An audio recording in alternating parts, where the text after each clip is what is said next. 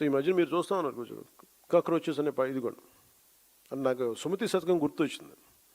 అంటే చాలా చిన్నగా కనిపించే క్రిమి కీటకాలు కూడా, చిన్న చీమలు కూడా ఒక బలవంతమైన సర్పాన్ని చంపేస్తాయి అన్నట్టుగా చిన్న చిన్న ఆలోచనలు ఇండివిజువల్ వ్యక్తులు వీళ్ళందరూ కూర్చొని మనకి సరైన దేశం తాలూకు గాఢతని కానీ తీవ్రతని కానీ దీని తాలూకు లోతుని అర్థం చేసుకోకపోతే చాలా డివిజివ్నెస్ యాటిట్యూడ్తో మాట్లాడి దేశం తాలూకు సమగ్రతని బలి చేసేయడానికి ఎప్పుడు శక్తులు సిద్ధంగా ఉంటాయి.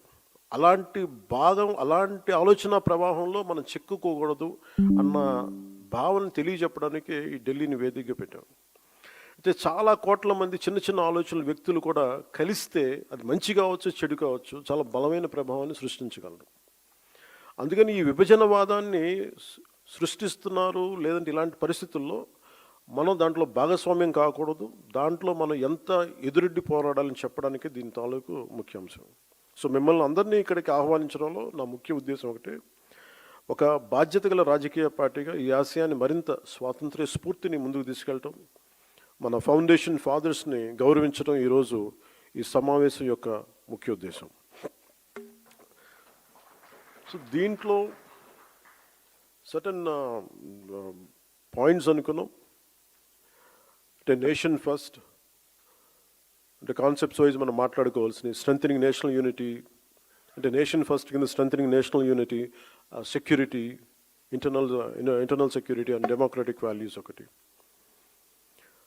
Viksit Bharat from aspiration to achievement under 12 years of transformative leadership under Prime Minister Narendra Modi ji. అలాగే 2 years of renewal, reconstruction, inclusive development in Andhra Pradesh, from crisis to confidence, a journey to sacrifice, Janasena, 12 years Prasthanam, a journey of sacrifice, service and people's trust. అలాగే భవిష్యత్తు సరికొత్త తరం, అందరూ మాట్లాడుతున్న catch phrase Gen Z అనేది, భవిష్యత్తుకి జనసేన తరపు నుంచి ఎలాంటి దిశానిర్దేశం చేయాలి వీటన్నిటిలో. సో ముందు వెళ్ళబోయే ముందు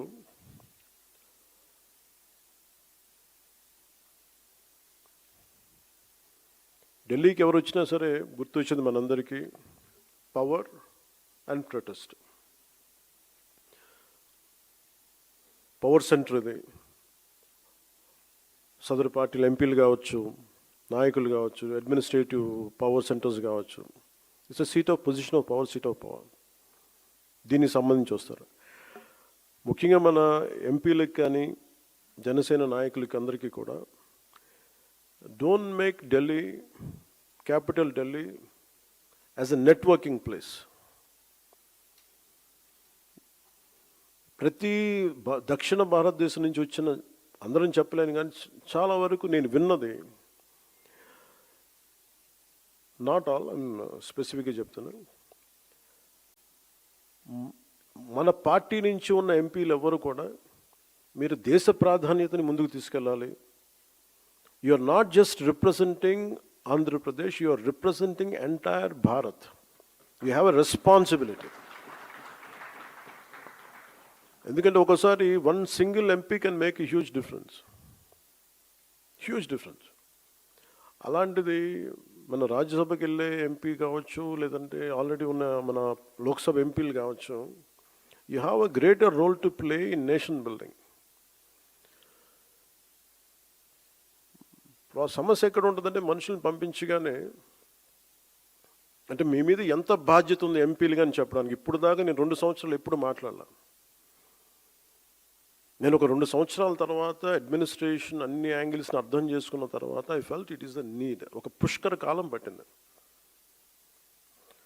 ఈ పుష్కర కాలంలో ఎంపీలుగా మీ ముగ్గురి మీద చాలా చాలా బాధ్యత ఉంది.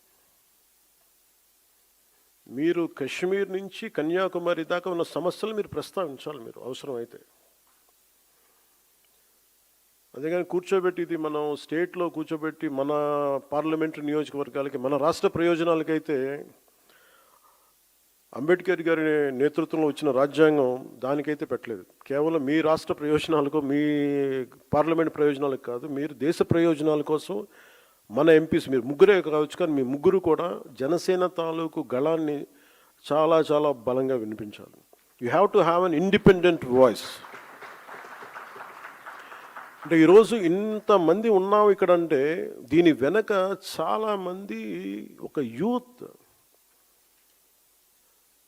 Who wants to fight for their fundamental rights and who stood by you through the most turbulent and difficult times. ఎన్నిసార్లు మనల్ని ఇబ్బందులు పెట్టినా, ఎన్ని చేసినా వాళ్ళు నిలబడ్డారు అండగా మనకి. సో మీరు యూత్ ఆస్పిరేషన్స్ని కూడా మీరు గుర్తుపెట్టుకోవాలి.